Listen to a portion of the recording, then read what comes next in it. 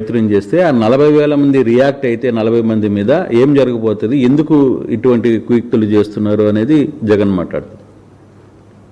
పొదిలి సంఘటన నేను అడుగుతున్నా, 40,000 మందిని మార్కెట్ యార్డ్కి తీసుకుపోతావు, ఎందుకు నువ్వు మొబిలైజ్ చేసావని అడుగుతాను. 40,000 మందిని నువ్వే చెప్తున్నావు, నేను 40,000 మంది వచ్చారని. ఎందుకు 40,000 మందిని మొబిలైజ్ చేసావు? ఫస్ట్ ఆన్సర్ దానికి చెప్పు. లా అండ్ ఆర్డర్ క్రియేట్ చేయాలనే కదా. మార్కెట్ యార్డ్లో పొగాకు కొనుగోలు చేసేది ఇక్కడికి 40,000 మందిని పంపిస్తే ఆ పొగాకు ఏమవుతుందండి? రైతు ఏమవుతాడండి? అంటే నువ్వేం చేసినా జరిగిపోవాలన్నా? ఆర్గ్యుమెంట్కి కూడా జస్టిఫికేషన్ ఉండాలా, కనీసం ఇంగిత జ్ఞానం ఉండాలి. నేను ఎప్పుడూ మహాడకూడదు అనుకున్నాను. ఇప్పుడు నేను మహాడకపోతే ఏమవుతుందంటే ప్రజలు కూడా అర్థం కాదు ఇవన్నీ. I have to educate them. Educate చేయకపోతే ఇవన్నీ కూడా బుల్డోజ్ చేయాలనో, బెదిరించాలనో, బ్లాక్మెయిల్ చేయాలని చేస్తే మాత్రం కరెక్ట్ కాదు ఎవరైనా సరే. Law and order is the top priority for any government, and also law and order is the priority of a civilised society.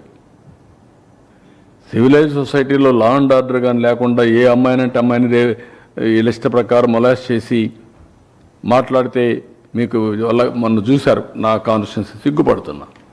ఏం చేయాలి ఆ కుటుంబాన్ని? ఎట్లా ట్రీట్ చేయాలి చెప్పండి? డబ్బులు ఇవ్వలేదు, డబ్బులు ఇవ్వ చెట్టుకేసి కట్టేసి కొడతారండి మీరు? ఇలాంటి వాళ్ళు చూసి వాళ్ళు స్పిరిట్ తీసుకున్నారు, స్ఫూర్తి. Kuppam constituency never there was a problem.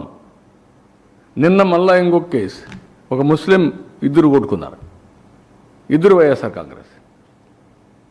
They are becoming a పెద్ద సమస్య అవుతున్నారు సొసైటీకి.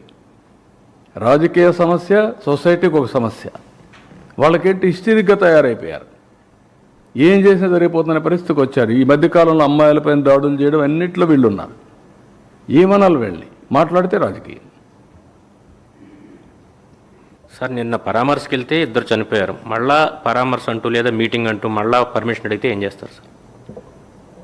మీరు రెండున్నాయి. Government is very clear, we want to regulate. ప్రజా చైతన్యం తప్ప వేరే మార్గం లేదు. ప్రజలు ఇలాంటి వాళ్ళ పట్ల అప్రమత్తంగా ఉండకపోతే నష్టం సమాజానికి. ఎవరికి రక్షణ ఉండదు, ఎవరికి లాభం ఉండదు.